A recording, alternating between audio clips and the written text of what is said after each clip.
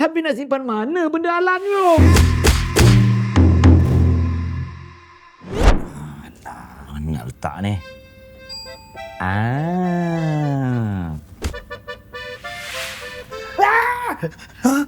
Mana boleh letak kat situ, Bel?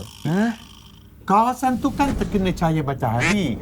Yang direct pula tu. Tak boleh letak dekat situ, Bel.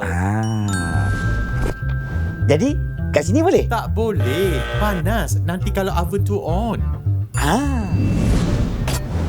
Dekat sini? Tempat tu basah, bang. Ish! Kat dalam ni mesti boleh kan? Bel. Saja je test chef. Dalam ni mesti boleh. Saya suka sejuk-sejuk. Itu kan freezer, Bel. Sejuk, beku sangat.